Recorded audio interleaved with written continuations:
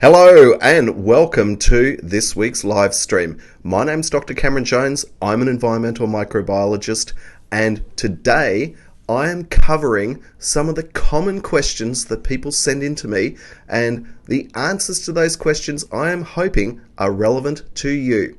And I've just taken a random sample of the typical questions that people send me while I'm driving to my iPhone, to my Facebook page, to Twitter, direct messages, DM messages. I've just taken a random assortment of these, and I am focusing today on these common questions. And so I'm going to get straight into it.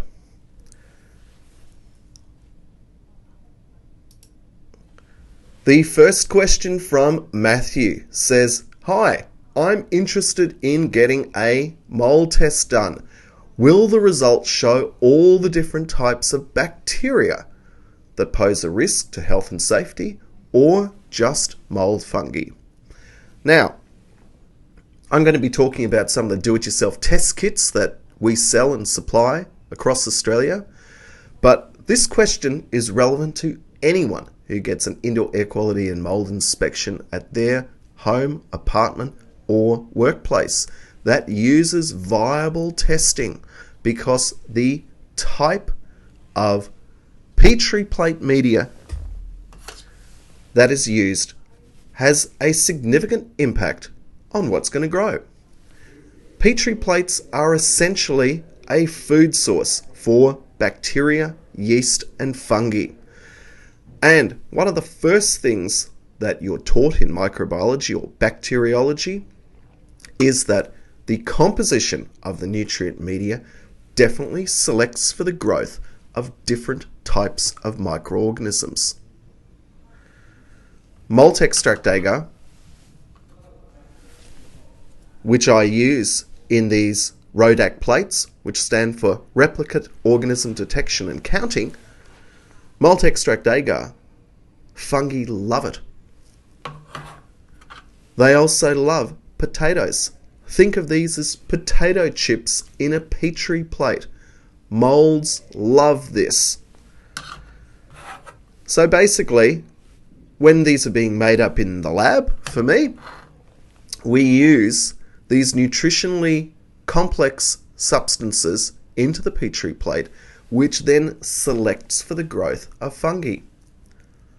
Alternatively, to answer your question, you can definitely prepare Petri plate media that selects for bacteria. And in fact, you can go down the line, and scientists and clinicians and those who work in microbiology and related disciplines have developed a whole large evolving cookbook of different compounds that can be placed into Petri plates to select for different types of microorganisms. So, to answer your question, for water damage situations, your PDA or malt extract agar is most definitely going to reveal a dominance of fungi. But if there are fungi present in high concentrations, presumably there are also bacteria present. So you don't necessarily have to use all different types of Petri plate media, but you certainly can if you want to. But you should be particularly concerned if your indoor air quality assessor is using Petri plate media with antibiotics in it. And the reason for that is that those Petri plates are to be used in a clinical setting, and we want to not kill off bacteria, yeast, or fungi present in water damaged buildings. So make sure that your Petri plates do not contain antibiotics. The next question from NK88 at Hotmail. She writes, "Hi, I live in Clare Valley. I have for 18 months and I've noticed mould in my house. I have building inspectors been through, plumbers, they've come to have a look, but they can't see anything. I'm still not convinced that there isn't mould. I want to use your mould test kit, but I'm not sure if it's going to be accurate because I can't see any mould. Will your test pick this up, or should I use a swab?" Well, I'm going to answer your question, but I've just had a question posed to me, and I'm going to get to your question at the end as well, so I'll come back to that. So Sarah, thank you very much. But getting on to NK8's question. Mould does not have to be visible for it to be a hidden problem. If you've got a smell, you definitely have something microbial feeding on something, because what you're smelling are called volatile organic compounds, and when they are produced from microbes, they're called microbial volatile organic compounds. So you definitely should be considering using an air test if you can't see it, if you can smell it, because that's how you're being exposed. If you see something on a wall, for example, or on a floor or a ceiling, and you want confirmation that it's mold, because, for example, someone doesn't believe that it's mold or is saying that that's just normal, then you would preferentially use a swab. The next question by Josie Gardner writes in, "Hello, I'm looking to test the air quality in my home due to the presence of sewer gas and overall dampness, and I need to prove this to my landlord in order to break my lease. Will your test be able to detect hydrogen sulfide and ammonia gas that's present in this sewer gas?" Well, the quick answer is no. All of these are microbiological tests, and they're not able to detect sewer gas. You would need a chemical test for that. However, that's a pretty negative answer, and it's a valid question. Overall dampness can definitely be tested using Petri plate media, because a normal mold ecology is going to show low to normal levels of microbial growth. In highly humid or water damaged environments, you tend to see overgrowth of bacteria, yeasts, or fungi. But getting back to something else you can do that's not microbiological, you could use a moisture meter. You could use that to actually probe surfaces, and those surfaces may reveal the presence of moisture. And therefore, if there's moisture present, then that's ideal host conditions or local conditions that can support microbial growth. You could also measure the relative humidity in your room, because the amount of water vapor in the air has a huge impact on whether or not it's going to condense out onto horizontal surfaces, and again provide the right or ideal conditions for mold to grow. Or you could use a different type of imaging sensor using infrared thermal imaging cameras to look for hot and cold spots in your building. Again, they don't directly measure moisture, but they measure the local temperature, and that differential between one location and another may be sufficient for you to pinpoint moisture accumulation in your building, as well as building defects that are emitting cold air. The next question. Hi, if we want to test mold that's growing on an item like a lunchbox lid, what is the best kit? Now, I get asked variations on this question pretty much each week. And it goes like, I'm worried about this soft bath toy, I read something on the internet, or my child's teddy bear, or my wedding dress. How do I test these high value or usually emotionally important items of personal property? How do I go about testing this? And I'll answer this in two ways. Firstly, if you were to do any type of viable test on a item, it really depends on the geometry of the item or how complicated it is. For a lunchbox lid, if you want to test the flat surface, just imagine that it is a mobile phone. I would be suggesting that you take the sterile swab that we supply, and certainly all of our test kits, and most occupational hygienists or microbiologists could help you with. You take that, and if you imagine that this is the lunchbox lid, then you streak it over the surface or region of interest, making sure that you rotate the swab so that you collect a representative amount of material. Then you would take your petri dish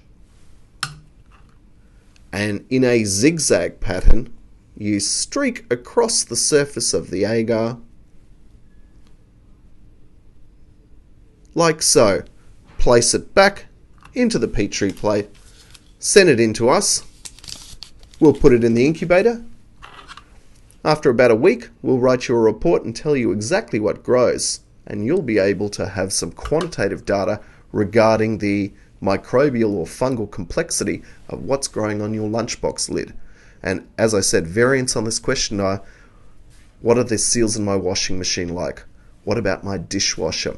What about steering wheels in cars? All sorts of occupational health and safety issues. So basically, the answer to your question is swab testing to petri plate. You could also use tape lifts. Again, I've made a video on the benefits of tape lifts. Tape lifts are, again, fantastic. They're really good when you've got soft surfaces or porous materials, but they're really good when you've got flat surfaces. That's really what I wanted to say. They're not really suitable for when you've got a three-dimensional object. There's something called ATP testing as well. ATP tests are really, really, really important, and really that's going to be the subject of another live stream that I'm going to do in a couple of weeks. ATP stands for adenosine triphosphate. It's present in all microbial cells, and looking for the remnants of ATP in any environment. Now think gymnasiums, think food prep or handling surfaces, think medically important sensitive surfaces. You don't want to find a whole lot of ATP there because it means that you've got a remnants of uncleaned or soiled matter there. ATP though is particularly useful for, in this example, testing the lunchbox lid. Or you could use Rodak contact plates if, again, you have flat surfaces that are presumably large enough to allow these 55 millimeter in diameter plates to make contact with the surface. Next question by Karen. How does one take a sample? Is it a swab or an air sample? Well, I have really nearly answered this question already, but an air sample, all you need to do is you take your petri plate, place it into the area that you want information from. Just say it is this office. You would find a suitable flat surface. You would take the lid off, gently place the lid on the edge of the petri plate, making sure that most of the area of the plate is exposed, and you wait 45 minutes because gravity is going to deposit whatever's in the air, and whatever viable spores or mycelium or cells are present that can grow on this are going to become visible once this is incubated. So air sampling is really easy to do. This is called the sedimentation method. Alternatives or variants on this that can be done if you get an occupational hygienist or someone to come in to sample at your property, usually they will put something like this into some sort of pump, which will then take a known volume of air and inoculate it in that way. Or alternatively, we take our swabs and we streak the region of interest, much like a clinician will do for your sore throat. My next question. Hashtag F1NF5 writes, I am certain that mold is causing our allergies and ENT symptoms. We've already spent tens of thousands of dollars trying to clean it up and rectify the problem. We're moving out now. We're putting in a tenant. However, we're pretty sure that mold might still remain in the roof behind walls. We're wondering if it can be further remediated, and if something's found, is a report like yours going to provide or contain advice on how to remediate? because the occupational hygienist is probably going to charge us thousands. My answer to this is that most lab reports show the numerical readings or the data.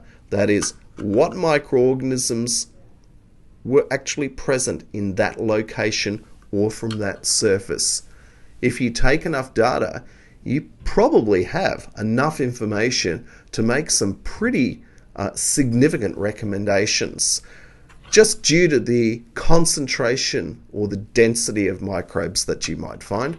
And similarly, if you were to use non-microbiological methods like spore traps, they're going to be very quantitative and they're going to tell you a lot about the numbers associated with the indoor living environment or work environment.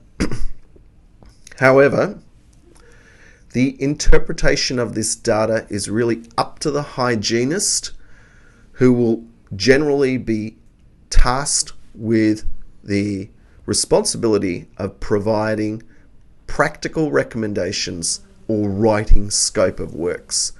Certainly in all of our on-site reports, we provide recommendations which move on to written scope of works, but the lab report is the primary component that then allows that next step to occur. So there may be some interpretation of the data required. Hope that answers your question. Genevieve writes in, "Hi, I've got mold all over my bedroom. I'm wondering if these tests can identify whether it's toxic or not. I have been suffering from continuous headaches, a stuffy nose. I want to see if mold is the cause." Again, I get variants on this question essentially on a daily basis. Most definitely yes. What appears on the Petri plate, although it's selective and somewhat differential, is representative of the viable microorganisms in your environment where you're sampling from. And if you get a high concentrations of microbes or fungi, which are known respiratory allergens, then most definitely there's a connection. In order to answer your question though, the genus or species which are detected in any of the quantitative tests that may be applied in your property are definite evidence of toxicity if you've got numerical results associated with those findings. And I can go straight to PubMed, for example, and I can find many examples in the literature saying that this sinus infection caused by this fungus is causing headaches. So you're correct. So testing is definitely going to allow you to connect the dots to your living environment and potentially your health symptoms. Although the interpretation of this should definitely be made in combination with access to your preferred healthcare provider. Now, Louise Digi writes in, "Hi there, we have a 3-bedroom unit in Brisbane. I would like to get it tested for mould. Do you suggest a culture plate in each room?" This is an excellent question, and I am very mindful of the fact that everyone wants an answer to their specific situation. Everyone just wants to know, is it safe? Is my living environment causing me adverse health? Am I going to be harmed by exposure to something I might not be able to see? And so my answer to your question is test as many of the habitable rooms as possible. There definitely are costs associated with testing. However, you must take an outdoor reference control, which is essentially going to be the baseline for making an interpretation of your data. And at minimum, for a 3-bedroom house, I would be recommending one of these plates or one of these samples or whatever your preferred testing quantitative method is for your reference control, your main living area. Your main living area may be an open plan, it may be connected to your TV lounge or kitchen. So you definitely need to test the area where you spend most time. Your master bedroom, often termed bedroom 1, the second bedroom, the third bedroom, the central bathroom, and definitely don't miss out on the roof void. Similarly, your subfloor may be relevant to your problem. That would need to be tested. Again, you need to decide what areas are sort of probably going to give you information that you need to make a decision, because that's what all this is all about, allowing you to make a decision that's right for your circumstance. And of course, any area that is used frequently is definitely worth testing. Now, this question also came in during a live stream a couple of weeks ago, and Beck writes in that she moved into a rental property approximately 6 months ago, which had a history of flooding onto the carpet. She said that in her previous occupation where she lived, not occupation, in the previous property that she lived in, she had a leaking shower which leaked onto the wool carpet. She's concerned. She needs some recommendations, especially considering that she is renting this property. And my answer to your question, is this a problem? Well, maybe. I really don't know. Depends on how long the carpet was wet. It depends on the presence or absence of underlay. It depends on the age of the carpet. It depends on the composition of the carpet. Is it synthetic fiber? Is it wool? Is it a combination? It's really hard to say. Was it immediately dried out? Did anyone steam clean it or provide hot water carpet extraction? Was it HEPA vacuumed? Do you have access to a HEPA vacuum? There are a whole host of factors here about water damaged carpet. But my question to water damaged carpet is, if you think that you're getting a response to your water damaged carpet, it is always better to ask your property manager or landlord to replace the carpet. And that means usually replacing the carpet, the underlay, and any smooth edge that might be present. And you can do a simple test by lifting the carpet in the target room or area and looking for signs of rust on the smooth edge, because if there is rust and visible staining, there may actually be visible mold growth. And again, in any type of tenancy situation, it's really important to keep the lines of communication between yourself and your property manager open. You need to provide information and also outline your fears and ask for a response. And really, that's the best advice I could give anyone regarding tenancy-related water damage and mold problems. Again, the next question also came in on a live stream a few weeks ago. I'm sorry, I don't always get an opportunity to answer these instantly, but I always do so in the comments section. So this particular person wrote in about their pet, and this is not an uncommon query. Often people ask me about their cats or dogs. People have asked me about their rats and hamsters before. Really, these are important because they also are impacted on by allergies and fungal infections, just like we are. And here's a picture of this dog called Herschel, and the owner writes in saying that the vet did a culture of a lung infection that this dog had that was called Gliophilum trabeum. Now, when I got this question, I thought, wow, that's really, really interesting, because this particular fungus is a wood rot fungus.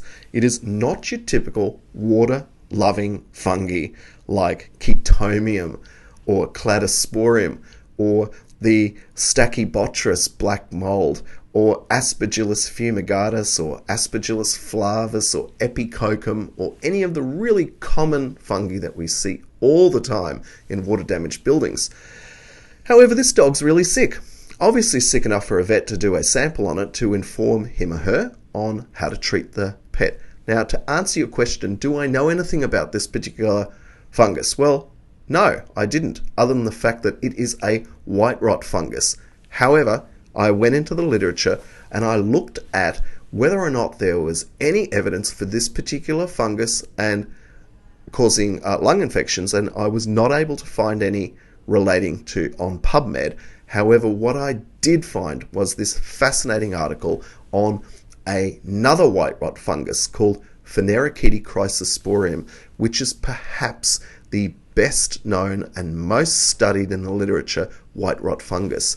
And in this article, and you can read the abstract for yourself, you can see that a 50-year-old woman who gardens regularly with rotting bark presented with cough and essentially a lung problem.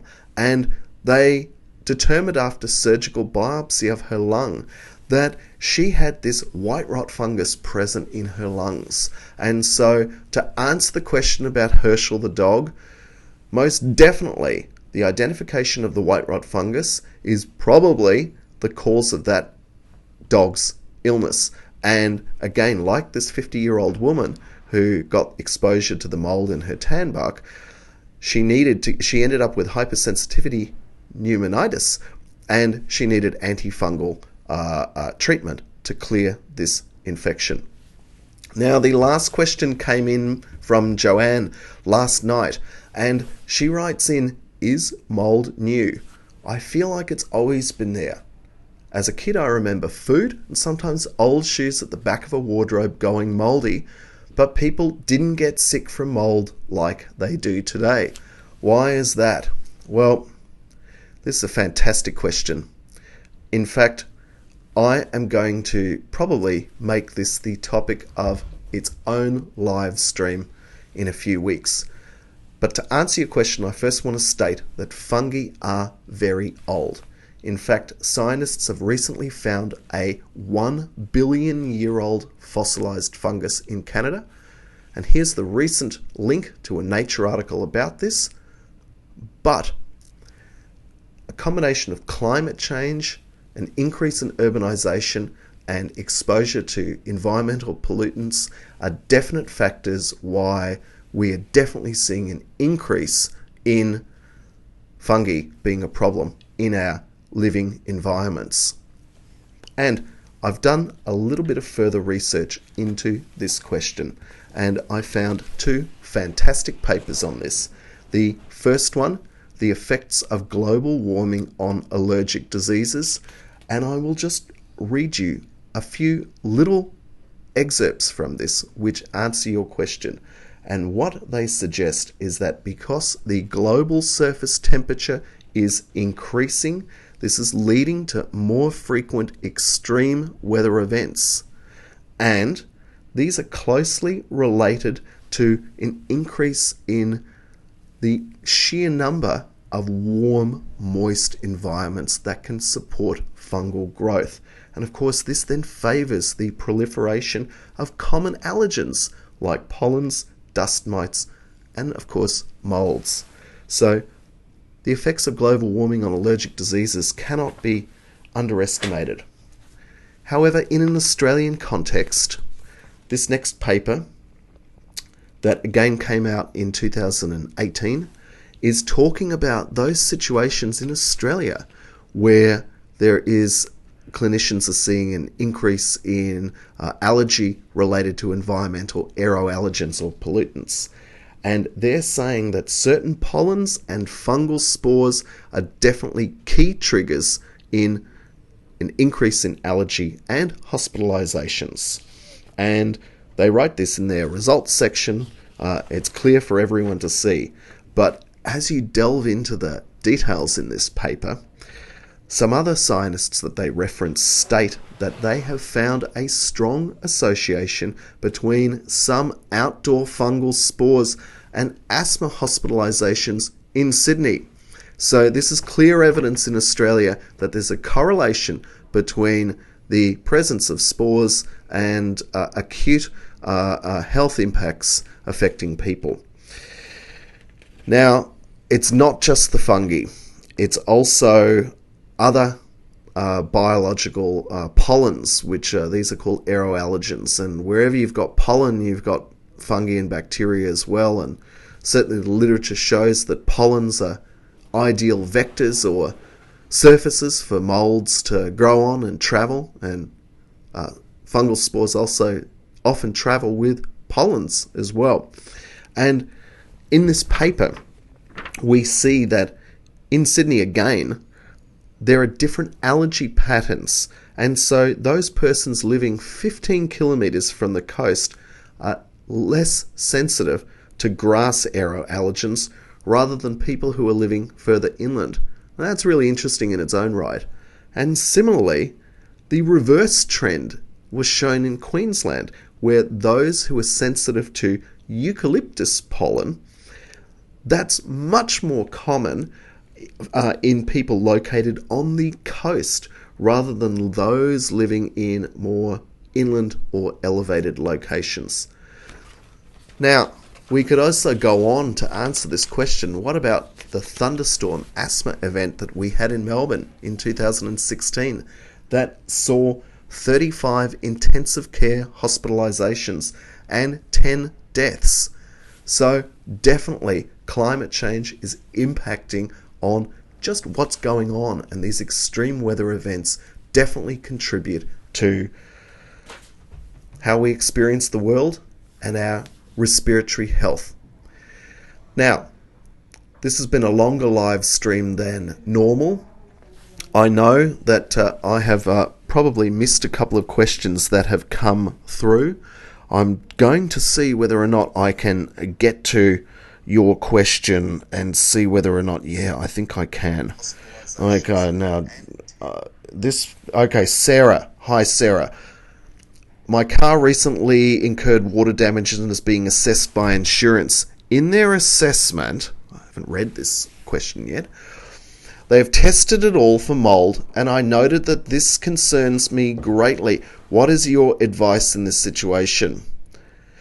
Oh, wow. Okay, this is a really topical and important question. So I have done periodic and semi-regular assessments of cars for the impact of water damage. Obviously, the key things that your insurer and you should be mindful of is the repair and replacement of any porous seats and carpets and trims. Also, it depends on how your car was water damaged. Was it due to the fact that it was left stationary and suffered a flood? Or was it a leak from, for example, some engine component or air conditioner? These are very serious issues. I guess you should be also mindful of whether or not there is any odors or whether or not you have the car back. If there is a concern about mould and you have been told it has been sanitized, ask for the material safety data sheet regarding what sanitizers were used. If there is a concern about whether or not there has just been a cosmetic solution, it might just have been vacuumed out or brushed off. You really need to know. I don't know how moldy the interior of your car was, but the more porous the composition is of the fabric and trim of the vehicle, the more serious the problem will be. I suggest that you follow up everything in writing. Certainly reach out to me. I'll be happy to talk to you on the phone or electronically. In any case, that's all from me this week. I hope that these questions have been relevant to your particular situation. Hope you found value in them. If you can like and share this post, that would be great as well. And also make sure that you put any of your own questions into the comments below. I do check back. This video will appear on YouTube as well, so you can put the comments there. And next week, we're going to be talking about something called visual contrast sensitivity. And that's it for me. Anyway, have a great week and bye for now.